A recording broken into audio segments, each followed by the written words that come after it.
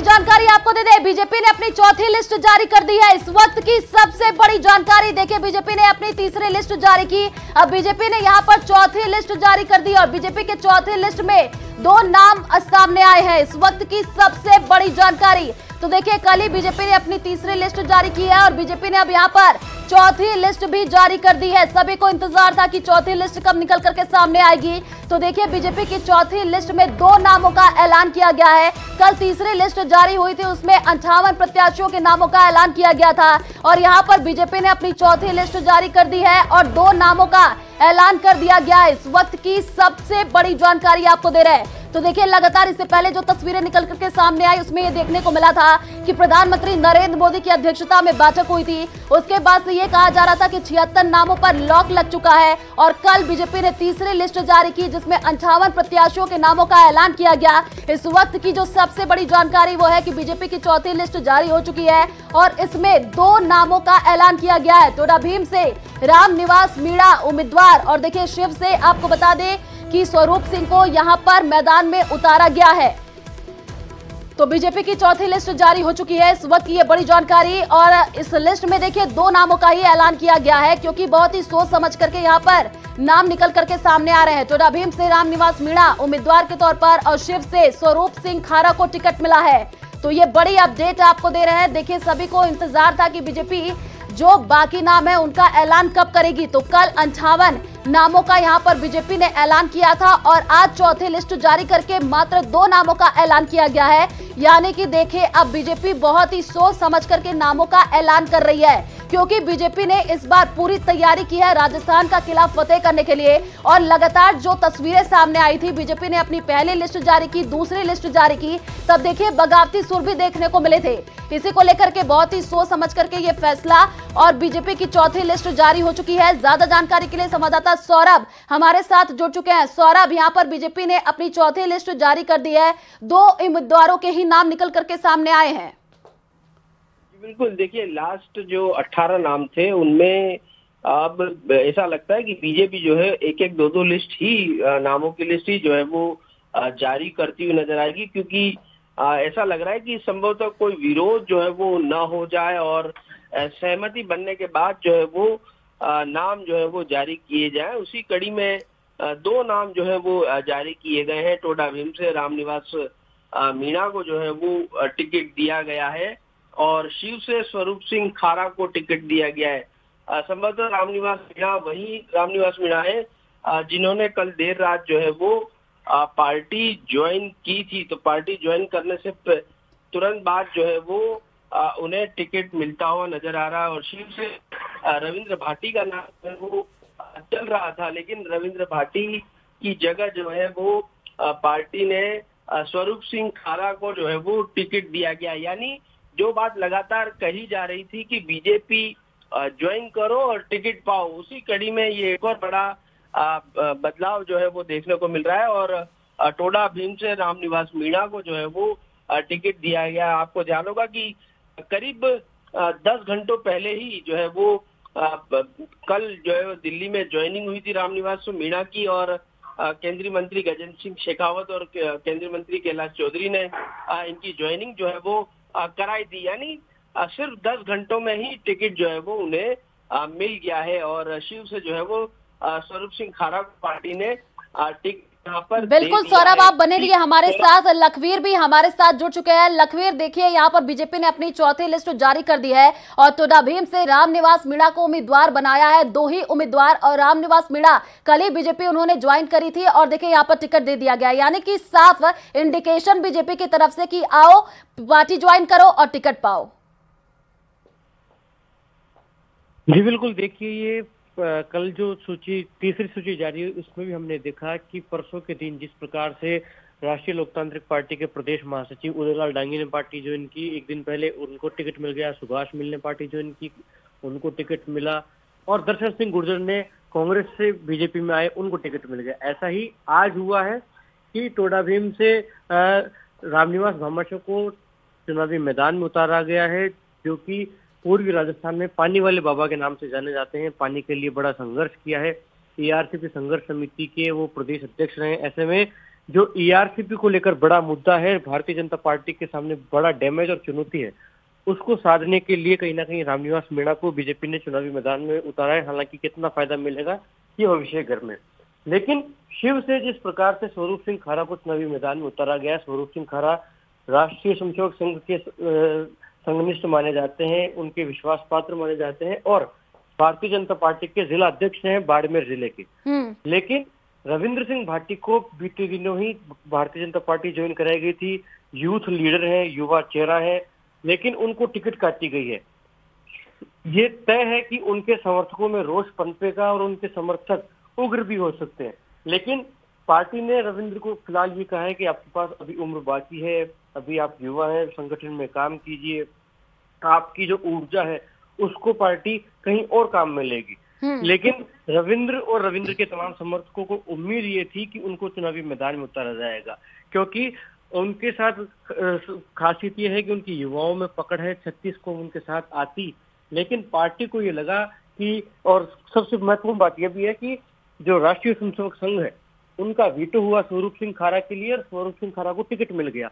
जबकि सीईसी की बैठक हुई तो उसमें जालम सिंह रावलूत के नाम पर मुहर लगी थी, लेकिन कल उनके नाम को रिव्यू किया गया और उसके कारण यह था कि हेल्थ इश्यूज सामने आ गए। पार्टी के सामने भी फीडबैक आया कि जालम सिंह रावलूत के हेल्थ इश्यूज हैं, उनके हार्ट और लीवर की प्रॉब्लम है, ऐसे में किसी दूसरे प्रत्याशी पर दांव खेला जाए। और कल देर रात करीब 12 बजे तक प्रहलाद जोशी के आवास पर इस बात पर मंथन हुआ और स्वरूप सिंह खारा को देर रात को प्रत्याशी तय कर लिया गया और अब आज सुबह उनकी घोषणा हो गई है। ऐसे में अब ये दिलचस्प हो जाता है देखना कि रविंद्र सिंह भाटी को किस प्रकार से एडजस्ट किया जाएगा, क्योंकि रविंद्र भारतीय जनता पार्टी के लिए काफी उपयोगी हो सकते हैं, इसीलिए उनको पार्टी का दामन थमाया गया था। हालांकि उनको अब एडजस्ट कैसे किया जाएगा, शांत कैसे किया जाएगा, इस पर सभी की निगाहें हैं, क्योंकि जब उनकी ज्वाइनिंग भारतीय जनता पार्टी में हुई उसके बाद भी विवाद हुआ। कई बड़े नेताओं ने उसका विरोध किया कि हमसे पूछा नहीं गया, हमको बताया नहीं गया, जबकि उनके पार्टी में ज्वाइन होने के बाद एक गजब सा उत्साह देखने को मिला था पूरी पार्टी के अंदर और खासकर युवाओं के अंदर। महत्वपूर्ण बात यह है कि बीजेपी ने चौथी सूची जारी की, लेकिन 2 नामों की सूची जारी करी, जबकि 18 नाम जारी करना बाकी थे, लेकिन सिर्फ 2 नामों का ऐलान नहीं किया गया। 16 नाम फिलहाल पेंडिंग है। ये महत्वपूर्ण बात है कि अब नामांकन में ज्यादा समय बचा नहीं है, लेकिन बीजेपी फूक फूक कर कदम रख रही है, पूरा रिव्यू कर रही है, पूरा चिंतन मंथन किया जा रहा है और उसके बाद ही टिकट वितरण किया जा रहा है। अब देखिए आयुषी, समझना बहुत जरूरी है कि आज के अलावा 4 तारीख और फिर 6 तारीख को नामांकन होना है, क्योंकि 5 तारीख का रविवार है, 5 तारीख को नामांकन नहीं हो सकेंगे। उसके बावजूद पार्टी जिन नेताओं को प्रत्याशी बना रही है उनको पहले फोन कर रही है, उनको सूचनाएं दे रही है और उसके अलावा भी महत्वपूर्ण बात यह है कि टिकट वितरण में ज्यादा जल्दबाजी नहीं की जा रही, क्योंकि जिनको भी चुनावी मैदान में उतारना उनको पहले से इशारा किया जा रहा है, वो अपनी तैयारी कर भी रहे हैं।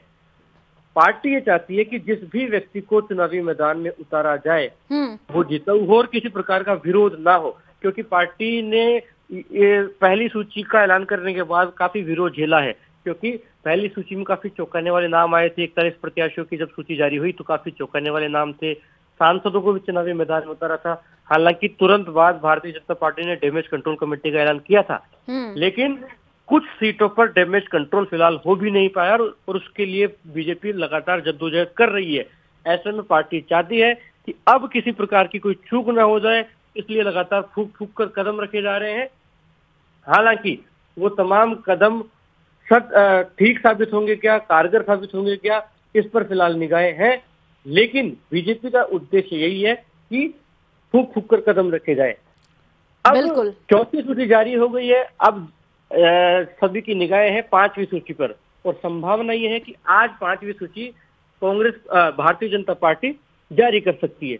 और जानना यह भी दिलचस्प है कि 5वीं सूची में भी जयपुर की जो सीटें हैं उनका नाम आएगा क्या, क्योंकि खासकर जयपुर शहर में सिविल लाइंस पर ऐलान होना बाकी है, किशनपोल पर ऐलान होना बाकी है, उसके साथ ही शाहपुरा सीट पर ऐलान होना बाकी है। ऐसे में ये इन तमाम सीटों को लेकर भी सभी की निगाहें हैं और सभी दिलचस्पी बढ़ी हुई है कि पार्टी किन को मौका देगी, क्योंकि कल जब जयपुर से हवा महल का प्रत्याशी बीजेपी ने ज्वाइन किया तो चौंकाने वाला नाम सामने आया। बाल मुकुंद आचार्य पर गांव खेला गया, हिंदुत्व का कार्ड खेला गया। हालांकि बाल मुकुंद आचार्य वहां पर काफी पॉजिटिव इम्पैक्ट लाएंगे बीजेपी के लिए, क्योंकि जयपुर बम धमाकों की जो बीते दिनों सुनवाई हुई और जो फैसला आया हाईकोर्ट के बाद, उसके बाद काफी आक्रोश वहां के हिंदू मतदाताओं में है। और जिस प्रकार से पथराव की खबरें आती हैं और कांग्रेस के खिलाफ इस बारे में आक्रोश भी है हिंदू जो वोटर हैं उनमें, कि हिंदुओं के जो त्योहार होते हैं उस पर राजस्थान सरकार की तरफ से समर्थन नहीं दिया जाता, सहयोग नहीं किया जाता। तो इसलिए बीजेपी ने हिंदुत्व का कार्ड खेला। और कल जब सुबह हमने देखा भी कि अनादि सरस्वती को कांग्रेस पार्टी ने ज्वाइन कराया, तो उनका टिकट लगभग तय माना जा रहा है अजमेर उत्तर से, वो वासुदेव देवनानी के सामने चुनाव लड़ेंगे। ऐसे में महत्वपूर्ण भी था कि भारतीय जनता पार्टी जो हिंदुत्व के ग्राउंड पर खेलती है वो ग्राउंड काफी मजबूत किया जाए, इसीलिए बाल मुकुंद आचार्य को हवा महल से चुनावी मैदान में बिल्कुल लखवीर, देखिए अब सभी को इंतजार है पांचवी लिस्ट का भी, लेकिन लखवीर देखिए जो बगावती सुर की बात कही जा रही है वो लगातार देखने को मिला है बीजेपी में भी और कांग्रेस में भी। शायद इसी वजह से इतना चिंतन और मंथन किया जा रहा है और एक एक सीट पर काफी मंत्रणा की जा रही है। लखवीर देखिए अब जब पांचवी लिस्ट जारी होगी तो क्या इसी वजह से देरी की जा रही है, क्योंकि लगातार जो बगावती सुर देखने को मिले थे, क्योंकि कई नाम ऐसे हैं जो देखिए उन पर विरोध भी देखने को मिला, तो पांचवी लिस्ट में उन नामों का ऐलान किया जाएगा ताकि नामांकन का दिन भी पास आ जाए और ऐसे कोई विरोध ना देखने को मिले। अपना सवाल दोहराएं आप। लखवीर देखिए जिस हिसाब से बगावती सुर की अगर हम बात कर ले तो बीजेपी और कांग्रेस दोनों में ही देखने को मिल रही है, और देखिए जैसे कि अभी दो ही नामों का ऐलान किया गया है, तो क्या यहां पर बीजेपी बहुत सोच समझ करके कदम उठा रही है, क्योंकि अब आने वाले दिनों में नामांकन की तारीख भी देखिए खत्म हो जाएगी 6 तारीख को, तो उससे पहले ही ये जो बहुत ही सोच समझ करके सूची ताकि विरोध ना देखने को मिले। जी बिल्कुल, देखिए विरोधी लहर खड़ी न हो, बगावती सुर इख्तियार न हो जाए, इसलिए नामांकन की तिथि पास होने के बावजूद भी इंतजार किया जा रहा है और एन मोमेंट पर सूचियां जारी की जा रही है। और महत्वपूर्ण बात यह है कि 2 नामों का ऐलान किया गया है, जबकि ऐसा पहले कांग्रेस पार्टी में हो रहा था कि 5-5 नामों की सूची आ रही थी। अभी भी वहां करीब 44 नाम पेंडिंग पड़े हैं, जिनका ऐलान कांग्रेस को आज भी नहीं तो फिर कल करना ही होगा। बिल्कुल लखवीर आप कंटिन्यू कीजिएगा, लेकिन एक दर्शकों को इन्फॉर्मेशन दे दे, क्योंकि हम जो टीवी स्क्रीन पर तस्वीर दिखा रहे हैं इसमें देखिए रामनिवास मीणा जो कि कल ही बीजेपी ज्वाइन किए थे और आज उनको टिकट मिल चुका है, वो तस्वीर भी हम अपने दर्शकों को दिखा रहे हैं। यही वो चेहरा है रामनिवास मीणा जिनको अभी टिकट दिया गया है। लखवीर आप कंटिन्यू कीजिए।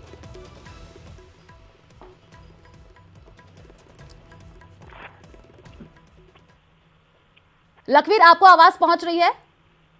जी आयुषी बिल्कुल लखवीर, वो तस्वीर भी हम अपने दर्शकों को दिखा रहे हैं कि कल रामनिवास मीणा ने देखिए बीजेपी ज्वाइन करी थी और आज उनको टिकट दे दिया गया है, यानी कि ये साफ हो चुका है अब बीजेपी की तरफ से कि जो दल बदल की राजनीति देखने को मिल रही है ये बीजेपी की तरफ से क्लियर है कि भाई आप अगर अच्छा काम कर रहे हैं, आपका धरातल पर अगर अच्छा प्रदर्शन है तो आपको टिकट दिया जाएगा। वही चीज साफ देखने को अब मिल रही है। जी देखिए, निश्चित रूप से कल देर रात ही रामनिवास मीणा ने भारतीय जनता पार्टी का दामन थामा और आज उन्हें टिकट दे दी गई। हालांकि कल सुबह उनका बीजेपी ज्वाइन करना तय था, लेकिन केंद्रीय जल शक्ति मंत्री गजेंद्र सिंह शेखावत कल आंध्र प्रदेश थे। ऐसे में जैसे ही वो दिल्ली पहुंचे तो उनके दिल्ली आते ही पहला काम किया गया कि केंद्रीय जल शक्ति मंत्री गजेंद्र सिंह शेखावत और केंद्रीय कृषि राज्य मंत्री कैलाश चौधरी ने रामनिवास भामाशाह को पार्टी ज्वाइन करवाई। रामनिवास भामाशाह को बीजेपी सिर्फ टोडा भीम से चुनाव लड़वाने के लिए नहीं लाई, बल्कि ईआरसीपी को लेकर जिस प्रकार से हमलावर है कांग्रेस पार्टी पूर्वी राजस्थान में, उस डैमेज को कंट्रोल भी करना चाहती है और उसके लिए सबसे उपयुक्त व्यक्ति रामनिवास भामाशाह भारतीय जनता पार्टी के लिए हो सकते हैं, क्योंकि रामनिवास भामाशाह की बिल्कुल लखवीर आपसे हम आगे भी अपडेट लेते रहेंगे, आप बने रहिए हमारे साथ। लेकिन एक